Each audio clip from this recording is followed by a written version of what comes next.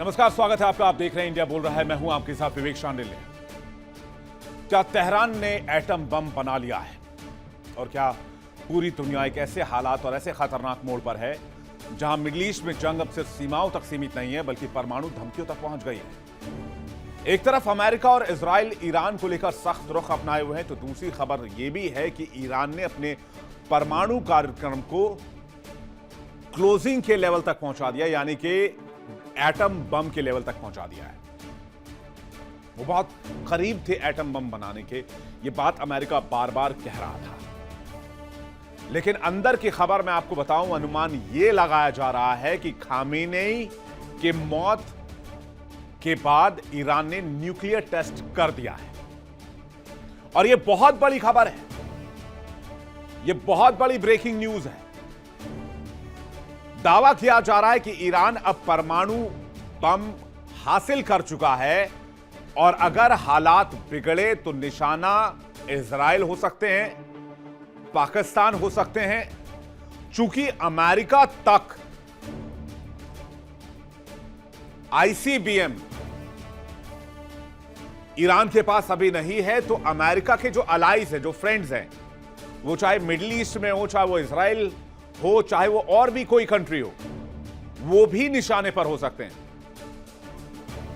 और इन बढ़ते तनावों के बीच अमेरिका ने भी दुनिया को परमाणु गिरह धमकी दे दी है, खास करके ईरान को। अमेरिका ने इस जंगी माहौल के बीच कैलिफोर्निया के वेंडनबर्ग स्पेस फोर्स बेस से अपनी इंटरकॉन्टिनेंटल बैलिस्टिक मिसाइल मिनटमैन 3 का परीक्षण किया है। यह वही मिसाइल है जो न्यूक्लियर वॉरहेड ले जाने की कैपेबिलिटी रखती है और इसकी रफ्तार बहुत ज्यादा यह हाइपरसोनिक मिसाइल है। रिपोर्ट के मुताबिक इस मिसाइल में ऐसा परमाणु वॉरहेड लगाया जा सकता है जिसकी ताकत द्वितीय विश्व युद्ध के दौरान हिरोशिमा पर गिराए गए परमाणु बम से करीब 20 गुने ज्यादा हो सकती है। यानी अगर यह मिसाइल युद्ध में इस्तेमाल होती है या फिर आईसीबीएम अमेरिका ईरान की तरफ फायर करता है तो तबाही का अंदाजा लगाना मुश्किल नहीं है।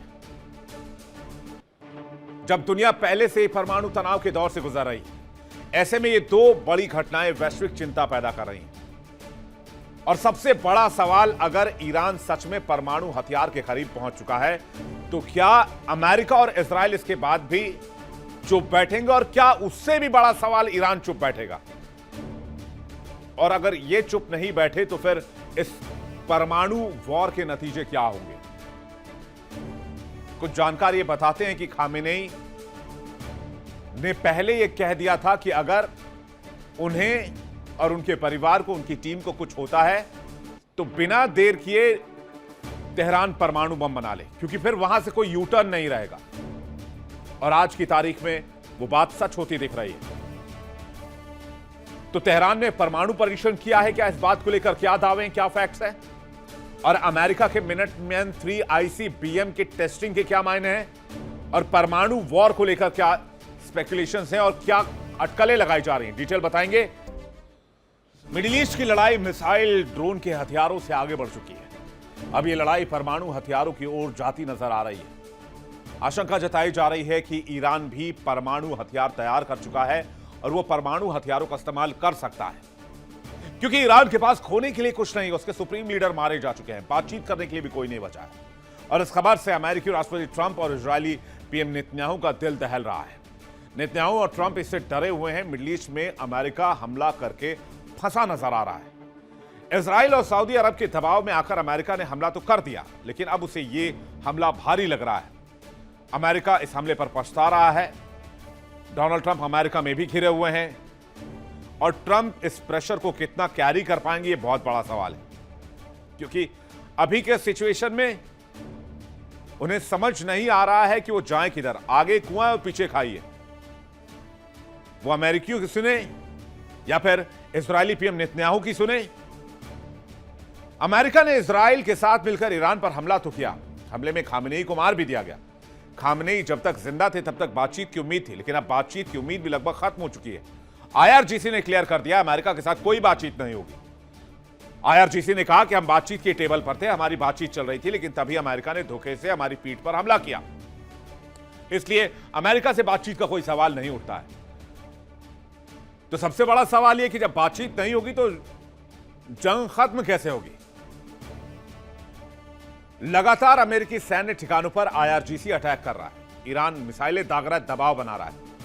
ईरानी मिसाइलों की जद में अमेरिकी सहयोगी देश भी आ रहे हैं, चाहे वो इजराइल हो, यूएई हो, सऊदी हो या फिर पाकिस्तान ही क्यों ना हो। सब पर ईरान आग की तरह बरस रहा है, पहाड़ बन के टूट पड़ा है। चलिए जानते हैं किस देश के पास कितने खतरनाक मिसाइल हैं आज की तारीख में। अव्वल तो ईरान के पास तकरीबन 3200 मिसाइलों का जखीरा है, रूस के पास 2000 मिसाइल हैं, चीन के पास 1300 मिसाइलों का जखीरा है, यूएसए के पास 1000, उत्तर कोरिया के पास 180, पाकिस्तान के पास 150, इजराइल के पास 300 और यूके के पास 200। लेकिन यह भी जान लीजिए कि ईरान ने मिसाइलों से कहां कहां अटैक किया है अभी तक। ईरान ने Israel, Dubai, Saudi Arabia, Kuwait, Qatar, Bahrain, Jordan, Iraq, Oman, Turkey. खबरों के मुताबिक ईरानी ड्रोन से भी हमले कर रहे हैं। इजराइल, अमेरिका और ईरान के बीच इस जंग की शुरुआत में वो हमलों की रफ्तार बहुत तेज कर चुके हैं। दोनों तरफ से जितनी तेजी से हथियार इस्तेमाल हो रहे हैं उतनी तेजी से उनका उत्पादन भी नहीं हो रहा। तेल अवीव स्थित institute for national security studies का अनुमान है कि अमेरिका और इजराइल अब तक 2000 से ज्यादा हमले कर चुके हैं, जिनमें कई तरह के हथियार इस्तेमाल हुए हैं। ईरान अब तक 571 मिसाइलें और 1391 ड्रोन दाग चुका है। ईरान के पास कम दूरी की बैलिस्टिक मिसाइलें 2000 से ज्यादा हैं। लेकिन कोई भी देश अपने पास मौजूदा हथियारों की सही संख्या सार्वजनिक नहीं करता, जिससे कि दुश्मन को अंधेरे में रखा जा सके, छला जा सके। ईरान के $20,000 वाले ड्रोन को मार गिराने के लिए अमेरिका $40 लाख की मिसाइलों का उपयोग कर रहा है, लेकिन फिर भी अमेरिकी मिसाइलों को ईरानी ड्रोन मात दे रहे हैं। अब यूक्रेनी राष्ट्रपति जेलेंस्की ने दावा कर दिया है कि अगर ईरानी ड्रोन से बचना है तो यूक्रेन इसके लिए सहायता देने के लिए तैयार है, लेकिन बदले में रूस यूक्रेन युद्ध को खत्म करना होगा। यानी इस बहती गंगा में जेलेंस्की भी हाथ धोना चाहते हैं, क्योंकि ईरानी ड्रोन का इस्तेमाल रूस भी यूक्रेन के खिलाफ करता है और यूक्रेन ने तो कई इलाकों में नेट्स का इस्तेमाल शुरू कर दिया है। खैर, वापस लौटते हैं। ट्रंप प्रशासन और पेंटागन यूक्रेन से जेट खरीदेंगे, यूक्रेन से इंटरसेप्टर जेट पेंटागन खरीदेगा, जिससे कि वो ईरानी ड्रोन के हमलों को रोके। अब एक बात समझिए कि अमेरिका और ट्रंप प्रशासन जो रूस यूक्रेन की मदद कर रहा था, वो यूक्रेन को बहुत सारी मिसाइलें बेच रहा था। अब रूस यूक्रेन युद्ध को महज एक दिन में खत्म करने का दावा भी डोनाल्ड ट्रंप कर रहे थे, लेकिन अब यूक्रेन कह रहा है कि हम ये जंग रुकवा सकते हैं या हम बचा सकते हैं, पहले यूक्रेन खुद को तो बचा ले। अब सवाल यह है कि अमेरिका ने हाल ही में परमाणु परीक्षण किया, इसके बाद अमेरिका ने मिनटमैन 3 मिसाइल टेस्ट कर दिया। तो अमेरिका क्या परमाणु ट्रेलर दिखा रहा है? जेलेंस्की अलग माहौल बना रहे हैं, ईरान ने अलग मिडिल ईस्ट को धुआं धुआं किया हुआ है। तो आखिर ये परमाणु एंगल क्यों है?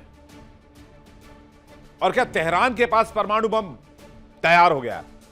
चलिए अब इस थ्योरी को भी समझ लेते हैं। अमेरिका ने उधर डूम्सडे बैलिस्टिक मिसाइल का परीक्षण किया है। हिरोशिमा परमाणु बम से 20 गुना ज्यादा घातक बताया जा रहा है।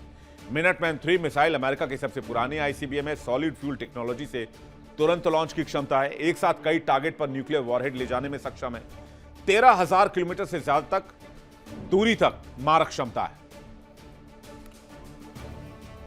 उधर खबर यह है कि तेहरान ने भी परमाणु बम बना लिए हैं और तेहरान में जो परमाणु केंद्र है वहां पर 3 मार्च को 4.4 रेक्टर स्केल पर भयंकर भूकंप के झटके महसूस किए गए।